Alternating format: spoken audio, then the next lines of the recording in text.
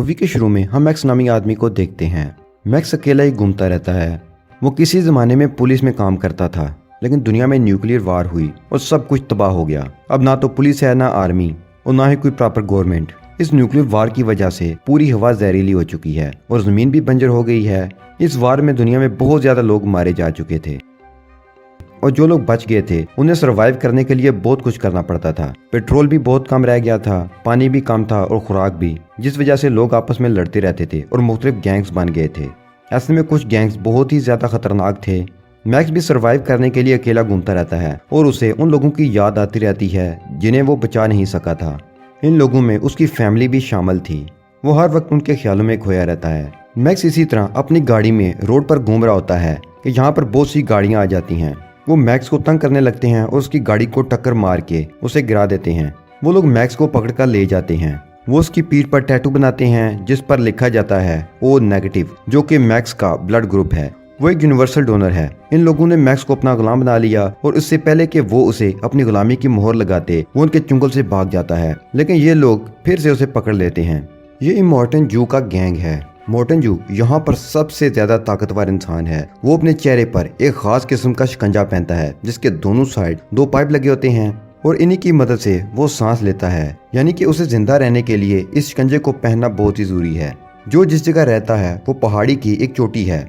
नीचे बहुत सारे लोग होते हैं जो सब के साथ बहुत कमजोर होते हैं। मॉर्टन जो कहता है कि मेरे जरिए ही तुम सब लोग ऊपर उठोगे। उसके बाद वो ऊपर से पानी छोड़ता है। पानी देखकर यहाँ सब लोग बहुत ज्यादा खुश हो जाते हैं। इस दौर में पानी की बहुत ज्यादा कमी है और न्यूक्लियर वार की वजह से खुराक और पानी तो खत्म हो चुका है, तो इस वजह से लोग भूख और प्यास से मर रहे हैं। इसी वजह से पानी के लिए सब लड़ते हैं। यहाँ पर हम एक लड़की देखते हैं जिसका नाम फ्रियोसा है और ये लड़की भी इमॉर्टन जो के लिए काम करती है। मॉर्टन जू ने उसे अपने कुछ साथियों के साथ फ्यूल स्टेशन फ्यूल लेने के लिए भेजा होता है।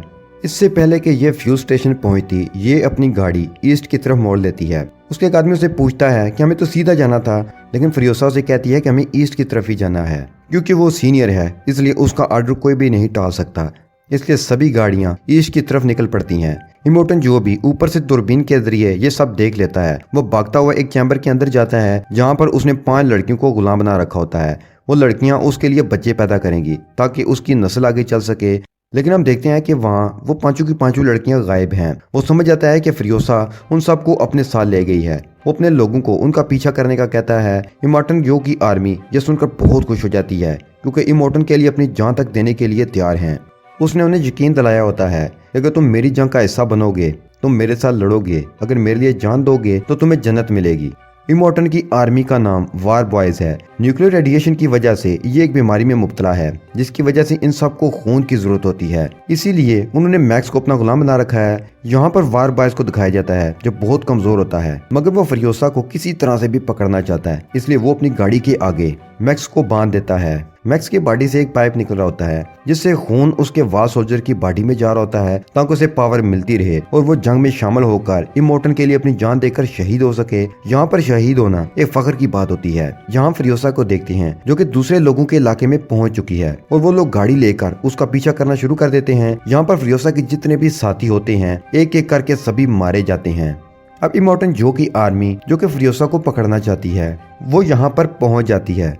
जो दूसरे इलाकों के लोग होते हैं वो उनसे लड़ते हैं और एक एक करके सबको मार देते हैं। मगर इससे पहले कि वो फ्रियोसा को पकड़ने में कामयाब होते, सामने एक बहुत बड़ा तूफान आ रहा होता है। फ्रियोसा अपनी गाड़ी लेकर उस तूफान के अंदर चली जाती है, लेकिन वो वार सोल्जर जिसकी गाड़ी के आगे मैक्स बंधा होता है वो भी फ्रियोसा का पीछा करते तूफान के अंदर एंट्री कर जाता है। और जब वो फ्रियोसा की गाड़ी के पास होता है तो अपनी गाड़ी के अंदर बहुत सारा पेट्रोल डाल देता है क्योंकि वो अपनी गाड़ी के अंदर आग लगाकर ब्लास्ट करके अपनी जान देकर फ्रियोसा को रोकना चाहता है। मगर इससे पहले कि वो ब्लास्ट करता, मैक्स उसका हाथ पकड़ लेता है और अगले पल उसकी गाड़ी फ्रियोसा की गाड़ी से टकरा जाती है। सोल्जर की गाड़ी पलट जाती है। अगली सुबह दिखाया जाता है कि तूफान पूरी तरह से खत्म हो चुका है। मैक्स जिंदा है और वार सोल्जर मारा गया है। वो उसकी जंजीर से बंधा होता है, इसलिए वो उसे कंधे पर उठाकर उसे गाड़ी तक ले जाता है जिस गाड़ी में फ्रियोसा उन 5 लड़कियों के साथ भागी थी। वो 5 लड़कियां वहां पर होती हैं। मैक्स उनकी तरफ गन तान लेता है और उनसे जंजीर काटने का कहता है और जब एक लड़की जंजीर काट रही होती है तो फ्रियोसा मैक्स के ऊपर हमला कर देती है। इन दोनों के बीच में फाइट हो जाती है और तभी वो वार सोल्जर जो मैक्स को जंजीर से बंधा होता है वो उठ जाता है दरअसल वो मरा नहीं था, वो सिर्फ बेहोश हुआ था। वो किसी भी कीमत पर फ्रियोसा को पकड़ना चाहता है ताकि इमोर्टन जो उसे मुंह मांगा इनाम दे। मैक्स और वार सोल्जर दोनों मिलकर फ्रियोसा को बुरी तरह से अपने कब्जे में ले लेते हैं और वार सोल्जर ये देखकर खुश हो जाता है। वो मैक्स की जंजीर काट देता है, लेकिन आजाद होते ही मैक्स उसे मारता है और गाड़ी लेकर वहां से निकल जाता है। फ्रियोसा के साथ जो 5 लड़कियां होती हैं जिन्हें वो इमोर्टन की कैद से छुड़ा लाई है, उन्हें कहती है अगर बचना है तो मेरे साथ ही रहना, क्योंकि पीछे से इमोर्टन जो की पूरी आर्मी उन्हें पकड़ने के लिए आ रही होती है। फ्रियोसा उस गाड़ी की तरफ भागती है जिसे मैक्स यहाँ से लेकर जा रहा होता है। कुछ ही दूर जाकर रुक गया होता है। फ्रियोसा वहाँ पहुँच जाती है। उसे कहती है कि मैंने इसमें फ्रीक्वेंसी सेट की हुई है, ये मेरे बगैर तो बिल्कुल नहीं चल सकती। इसलिए मैक्स को इन सब को अपने साथ गाड़ी में लेकर जाना पड़ता है। ये सब के सब आगे बढ़ते हुए पहाड़ी चट्टानों के पास पहुँच जाते हैं। यहाँ पर वो एक दूसरे गैंग को देखते हैं। ये इलाका उन्हीं का है। फ्रियोसा कहती है कि मैंने इनसे डील की हुई है, लेकिन अब मुझे पता नहीं कि ये हमें यहाँ से जाने देंगे भी कि नहीं। 5 लड़कियों और मैक्स को गाड़ी के अंदर छुपने के लिए कहती है और उसके बाद वो उनके इलाके में चली जाती है। यहाँ पर इन लोगों का जो सरदार है वो कहता है कि तुमने कहा था कि कुछ ही लोग तुम्हारा पीछा करेंगे, लेकिन यहाँ पर तो बहुत बड़ी आर्मी तुम्हारा पीछा कर रही है। फ्रियोसा ने उनसे ये डील की थी कि अगर वो यहाँ से उसे गुजरने दें तो वो उन्हें तेल देगी, जो कि उनकी गाड़ी के पीछे गोल से टैंकर में होता है। मगर इससे पहले कि वो उस टैंकर को अलग करते, फ्रियोसा देखती है कि पीछे से इमॉर्टल जू अपनी आर्मी के साथ इन लोगों तक पहुंचने ही वाला होता है। ये देखकर मैक्स गाड़ी स्टार्ट करता है और यहाँ से निकल लेता है। फ्रियोसा गाड़ी में किसी तरह से बैठ जाती है। जिन लोगों का ये इलाका है वो सामने की चट्टान को ब्लास्ट कर देते हैं, जिससे अंदर आने का रास्ता पूरी तरह से बंद हो जाता है। इमॉर्टल जू और उसकी आर्मी, जिसका नाम वार बॉयज है, वो सब बाहर ही रुक जाते हैं। ये जिन लोगों का इलाका होता है वो सब के सब एक्सपर्ट बाइकर्स होते हैं। अब ये बाइकर्स मैक्स और फ्रियोसा का पीछा करना शुरू कर देते हैं, मगर मैक्स और फ्रियोसा यहाँ पर एक एक करके सभी बाइकर्स को मार देते हैं। पर इससे पहले कि वो इस जगह से आगे बढ़ते, इमॉर्टन जो अपनी गाड़ी से अपने लोगों के साथ उनकी गाड़ी तक पहुंच जाता है। इमॉर्टन जो फ्रियोसा को गोली मारने वाला होता है कि वो इन 5 लड़कियों में से एक लड़की को गाड़ी से बाहर खड़ा कर देते हैं और ये लड़की प्रेग्नेंट होती है। उसके पेट में इमॉर्टन जू का बच्चा होता है, इसलिए इमॉर्टन जू इस पर फायरिंग नहीं करता, क्योंकि जो किसी भी कीमत पर अपने बच्चे को नुकसान नहीं पहुंचाना चाहता था। ये उसके लिए बहुत ही जरूरी है, क्योंकि वो अपनी नस्ल बढ़ाना चाहता है। वो फ्रियोसा की गाड़ी रोकने की पूरी कोशिश करता है। अब वो अपनी गाड़ी से एक जंजीर फायर करते हैं और वो जंजीर उनके स्टीयरिंग पर अटक जाती है, जिसकी वजह से ये अब अपनी गाड़ी को कंट्रोल नहीं कर सकते। पर तभी वो लड़की जो प्रेग्नेंट होती है वो गाड़ी से बाहर निकलती है और जंजीर काट देती है। इससे पहले कि गाड़ी को कंट्रोल कर पाते, ये देखते हैं कि सामने चट्टान है। ये किसी तरह से अपनी गाड़ी को तो मोड़ लेते हैं, मगर उनकी गाड़ी का दरवाजा चट्टान से टकरा जाता है। वो लड़की जिसने जंजीर काटी थी वो अभी भी गाड़ी के बाहर होती है, और जब वो गाड़ी से अंदर आने की कोशिश करती है तो उसका पाँव फिसल जाता है और वो दरवाजे पर लटक जाती है। दरवाजा टूट जाता है और वो जमीन पर गिर जाती है। उनके पीछे इमॉर्टन जू आ रहा होता है। वो उसे बचाने के लिए अपनी गाड़ी को लेफ्ट साइड टर्न करता है, जिससे उसकी गाड़ी पलट जाती है। इमॉर्टन जो अपनी गाड़ी से बाहर निकलता है और वो देखता है कि उसकी स्लेव, जिसके पेट में उसका बच्चा है, वो बुरी तरह से जख्मी है। वो अपनी आखिरी सांसें ले रही है। ये देखकर इमॉर्टन जू को बहुत गुस्सा आता है। वहीं मैक्स और फ्रियोसा लगातार गाड़ी में आगे बढ़े होते हैं। उनकी गाड़ी में इमॉर्टन जू का वो आदमी भी छुपा हुआ होता है जिसका नाम नेक्स है, जिसने कहानी की शुरुआत में मैक्स को अपनी गाड़ी के आगे बांधा था और उसके जिस्म से खून निकालकर अपने जिस्म में डाल रहा था। नेक्स यहाँ पर बहुत परेशान होता है। वो कहता है कि मुझे मौका मिला था, तुम लोगों को पकड़वा कर इमॉर्टन जू को खुश कर सकता था, अपने साथियों के साथ जन्नत जा सकता था, मगर मैंने अपने सारे मौके खो दिए। गाड़ी में जो 4 लड़कियां होती हैं उन्हीं में से एक लड़की उसे समझाती है। वो कहती है कि शायद तुम्हारा मकसद कोई और है। नेक्स्ट पूरी तरह से पुरस्कून हो जाता है।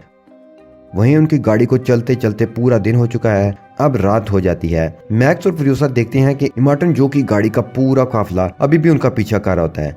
मैक्स रास्ते में डायनामाइट बिछाकर अपनी गाड़ी लेकर वहां से निकल जाता है, और जब इमॉर्टन जू का पूरा काफिला उस डायनामाइट के ऊपर आता है तो यहाँ पर बहुत ही बड़ा ब्लास्ट होता है, जिस वजह से उनकी सभी गाड़ियां वहां पर रुक जाती हैं। पर एक गाड़ी यहाँ से निकलकर आगे बढ़ जाती है और वो लगातार मैक्स और फ्रियोसा की गाड़ी का पीछा करते रहते हैं। मगर इससे पहले कि वो दोनों यहाँ से निकल पाते, उनकी गाड़ी का टायर एक दलदल में फंस जाता है, जिस वजह से वो आगे नहीं बढ़ सकते थे। उनके साथ जो नेक्स है, जो उन्हें पहले मारना चाहता था, अब वो उनकी मदद कर रहा है। वो बताता है कि सामने एक सूखा दरख्त है, हमें गाड़ी की केबल को उसके साथ बांधना चाहिए ताकि हम अपनी गाड़ी को दलदल से निकाल सकें। वो गाड़ी की केबल को सूखे हुए दरख्त से बांध देते हैं। जो गाड़ी उनका पीछा कर रही होती है वो उन तक पहुंच जाती है। वो लगातार उन पर गोलियां बरसा रहे होते हैं, और इससे पहले कि वो इन सबको मार देते, उनकी गाड़ी दलदल से निकल जाती है। वो गाड़ी लेकर थोड़ा सा ही आगे बढ़ते हैं। मैक्स एक ऑयल का डब्बा लेकर उस गाड़ी की तरफ बढ़ जाता है जो उसकी पीछा कर रही होती है, क्योंकि उनके पास इसके अलावा और कोई हथियार नहीं होता। और थोड़ी देर बाद फिरोसा देखती है कि एक ब्लास्ट होता है। वो सोचती है कि मैक्स मारा गया होगा, मगर मैक्स तो अब भी जिंदा होता है। मैक्स ने उस गाड़ी को ब्लास्ट कर दिया होता है, साथ में वो उनके सभी हथियार भी ले आता है। वो एक बार फिर से यहाँ से आगे बढ़ रहे होते हैं। पूरी रात गाड़ी चलाने के बाद सुबह को जब ये रेगिस्तान से आगे बढ़ रहे हैं तो फिरोसा को एक टावर दिखाई देता है। वो बताती है कि बचपन में वो जिस जगह रहती थी वहाँ पर भी ऐसा ही एक टावर था। ये उस टावर के पास पहुँच जाती है। फिरोसा वहाँ अपना नाम बताती है, अपने कबीले का नाम बताती है, और उसी वक्त वहाँ बहुत सारे बाइकर्स आते हैं। ये सब की सब फीमेल्स होती हैं। फिरोसा यहाँ पर अपनी मॉम से मिलती है। ये सब फिरोसा को पहचान लेते हैं। फिरोसा इन सबको बताती है कि मेरे साथ ये जो 4 लड़कियां हैं, मैं इन्हें ग्रीन प्लेस ले जाना चाहती हूँ। तो तभी एक बूढ़ी औरत बताती है कि जहाँ से तुम आ रहे हो वही ग्रीन प्लेस है, जो पहले रहने लायक था, लेकिन अब वो भी डेजर्ट बन चुका है, वहाँ भी रहना मुश्किल हो चुका है। फिरोसा को ये सुनकर बहुत दुख होता है। उसके बाद ये सब प्लान बनाते हैं कि ये सब के सब सूखे हुए समंदर के उस पार जाएंगे ताकि ये अपने लिए घर ढूंढ सकें। लेकिन मैक्स इन सब के साथ नहीं जाता, वो अपना रास्ता खुद चुनना चाहता है। जब सब के सब चले जाते हैं तो तभी मैक्स को एक छोटी लड़की के विजन आते हैं। वो कहती है कि तुमने वादा किया था कि तुम मुझे बचाओगे, मगर तुम मुझे बचा नहीं सके। मैक्स पास्ट में उस लड़की की भी जान नहीं बचा पाया था। इस विजन के बाद मैक्स अपनी बाइक पर फिरोसा के पास पहुंचता है। वो उसे बताता है कि जिस तरफ तुम जा रहे हो वहाँ नमक के अलावा कुछ भी नहीं है, हमें वापस इमोर्टन जो के किले पर जाना चाहिए। वहाँ पर हमें पानी भी मिल जाएगा और खाना भी। एक बार हमने उसे अपने कब्जे में कर लिया तो सब कुछ ठीक हो जाएगा। उसकी बात से सब मुतफिक हो जाते हैं और ये एक बार फिर से उसी गाड़ी में, जिस गाड़ी में ऑयल का टैंकर होता है, इमोर्टन जो के किले की तरफ जाना शुरू कर देते हैं। रास्ते में इमोर्टन जो और उसके आदमी उनकी गाड़ी को देख लेते हैं। जो समझ जाता है कि किले की तरफ जा रहे हैं, क्योंकि किले पर सिपाही नहीं है, इसलिए किले पर कब्जा करना चाहते हैं। इमोर्टन जो अपने आदमियों के साथ उनका पीछा करना शुरू कर देता है। मैक्स और फिरोसा उनके कई लोगों को मार देते हैं, मगर इमोर्टन जो इन 4 लड़कियों में से एक लड़की को पकड़ने में कामयाब हो जाते हैं। फिरोसा किसी तरह से इमोर्टन जो की गाड़ी तक पहुंच जाती है और वो उसके मास्क को खींचकर अलग कर देती है, जिससे उसकी मौत हो जाती है। अभी भी उसके बहुत से वार बॉयज होते हैं जो इन सबको मारना चाहते हैं। नेक्स्ट जो गाड़ी चला रहा होता है, उसमें ऑयल का टैंकर होता है, वो अपनी गाड़ी को उनसे टकरा देता है, जिससे बहुत बड़ा ब्लास्ट होता है और ये सब के सब मारे जाते हैं। वो हम देखते हैं कि फिरोसा बहुत कमजोर हो चुकी है। मैक्स समझ जाता है कि उसे ब्लड की जरूरत है, इसलिए वो उसकी बॉडी में अपना ब्लड ट्रांसफर करता है, जिससे वो नॉर्मल हो जाती है। अब ये इमोर्टन जो के किले तक पहुंच जाते हैं। वहाँ पर स्पाई भी होते हैं, मगर जब ये इमोर्टन जो की डेड बॉडी दिखाते हैं तो वहाँ पर जो भी सभी लोग थे वो सब के सब बहुत खुश हो जाते हैं और ये नारा लगाते हैं कि इन सब को ऊपर आने दो, इमोर्टन जो मारा गया। इसलिए यहाँ पर पानी भी खोल दिया जाता है। पानी को देखकर सभी लोग खुश हो जाते हैं। किले के अंदर जितने भी वार बॉयज होते हैं वो फिरोसा और इमोर्टन जो की 4 बीवियों को वेलकम करते हैं, यानी अब इस किले पर इन सब का हक है। यहाँ पर जमीन से पानी निकालने के लिए बड़ी बड़ी मशीन्स हैं। यहाँ पर हरियाली भी हम देखते हैं, इसलिए यहाँ पर कभी भी किसी को भी पानी की कमी नहीं होगी। और जब ये लोग ऊपर जा रहे होते हैं तो फिरोसा मैक्स को देखती है, जो भीड़ में होता है। मैक्स भी उसे देख रहा होता है और उसके बाद मैक्स वहां से गायब हो जाता है। वो वहां से निकल जाता है। उसने जिस काम की जिम्मेदारी ली थी अब वो काम पूरा हो चुका है। और इसी के साथ ही ये कहानी यहाँ पर खत्म हो जाती है।